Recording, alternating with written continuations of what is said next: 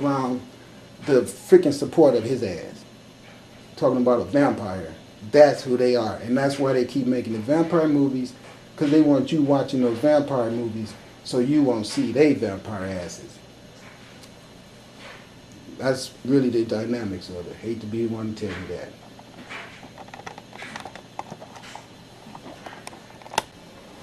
Yeah, I know a lot of people think that I'm evil and I'm angry, and it's because I'm angry, but I'm not evil. I'm here to do a job of cleaning up. Nobody like to have to take out the damn trash. You know, all that filthy, stinking, hot, filthy stuff you have to deal with. Come on, get real.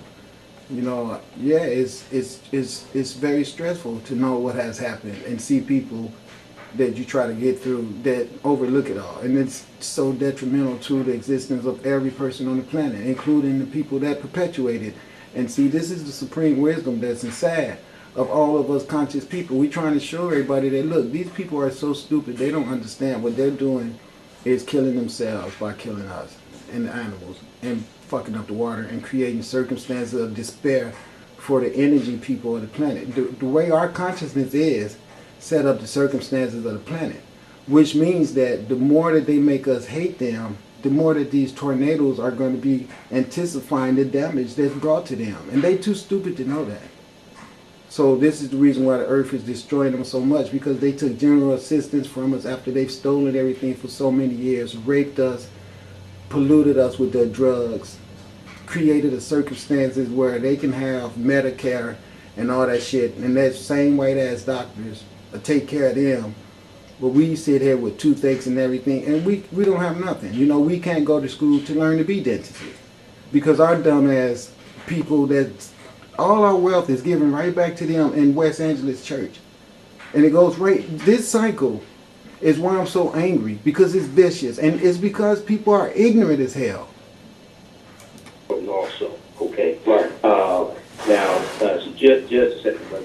For those who are just tuning in, you listen to the African History Network show. I'm your host, Brother Michael Imhotep. We're having a fantastic discussion with Dr. Walter Williams, author of The Historical Origin of Christianity and the Historical Origin of Islam. And he's talking about his upcoming lecture that's coming up Friday, April 6th, 6 p.m. to about 10 p.m., and Saturday, April 7th, 11 a.m. to 5 p.m. at Nandy's Knowledge Cafe. It's located at 12511 Woodward Avenue in Highland Park, Michigan. Highland Park is right inside of Detroit, for those who don't know it. 12511 Woodward Avenue in Highland Park, Michigan. It's only $15 per day, $25 for both days. You can already see, if we were charging $100, we wouldn't. You already see that you're going to get more, well more in knowledge than the dollars are worth. You can already see from just a little bit he's given you here in the past few minutes, okay? And then also stay tuned, because in our third hour, we're going to have Dr. Francis Cress Wilson on the African History Network show. Okay, now, Dr. Williams, now you talked about this, you said the second word was consubstantiality, and what was the first word? Persopon. Can you spell that, please? Persopon. Persopon. Persopon. Okay, P-O-N. Okay. Yes. All right. Because I want to make sure people got that, because I know people are listening, taking copious notes. Okay, excellent. All right. So we have how from Asar and Heru, we have the quote-unquote mythological character of Jesus the Christ being created, coming out of these ecumenical councils. And unfortunately, most Christians, and not to beat up on them at all, but unfortunately, most Christians have never heard about the ecumenical councils that lay the foundation of their religion. Okay? So how does this transition historically into the Prophet Muhammad? How does that transition?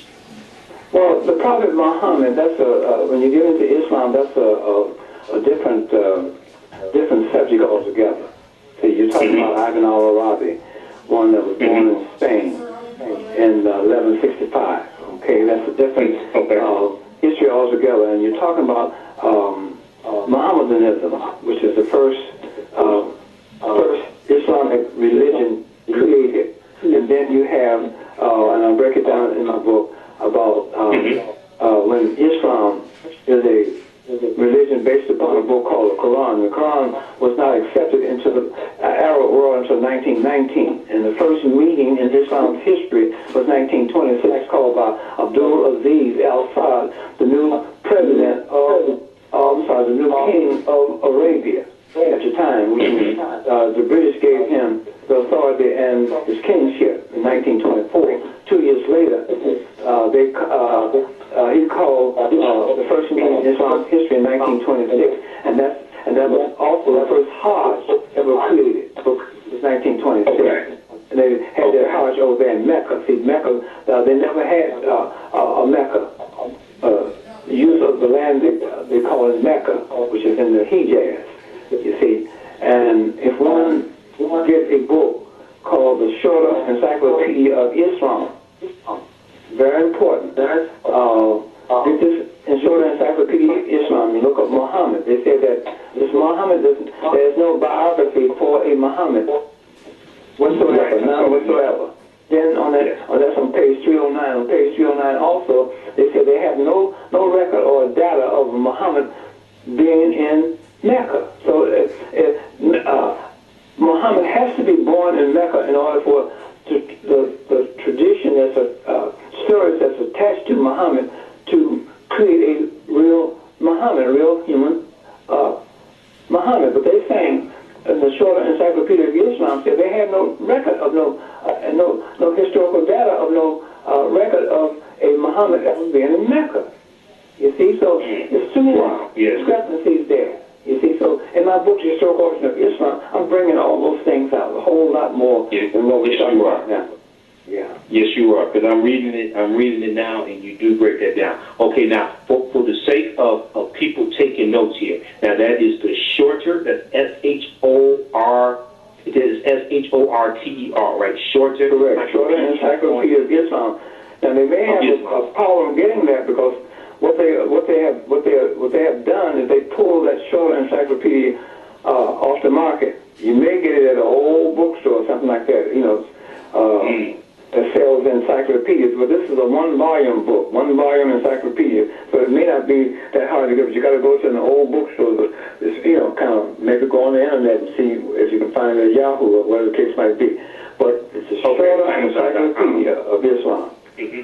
Short Encyclopedia. And in the Short Encyclopedia of Islam, I think you said it's on page 308 or 306. 309. 309. They explain that there is no historical biography of the Prophet Muhammad. For a Prophet Muhammad. There is no biography for a Prophet Muhammad. Okay, right. Okay. You have to say it like that because there's never been a man who walked earth in human form by the name of Prophet Muhammad of Islamic tradition. There is no biography for a Prophet Muhammad.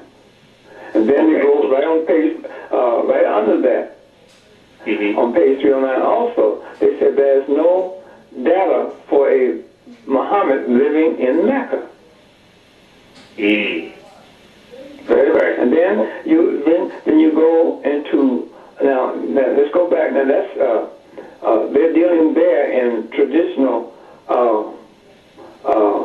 about the Prophet Muhammad of Islam, today's Islam.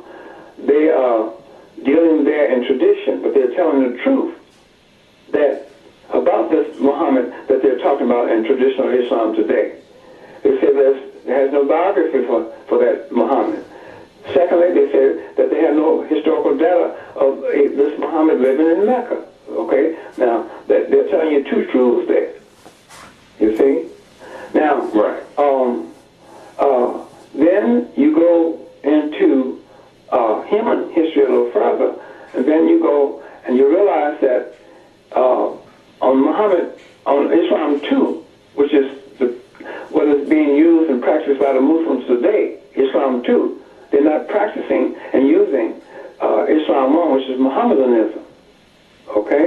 Now, Islam 2 is a religion called Islam that's based on the Quran.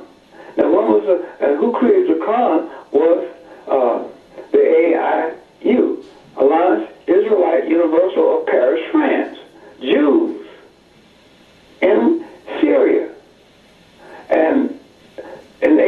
1870 created what is known as today's Quran. They laid the foundation for that.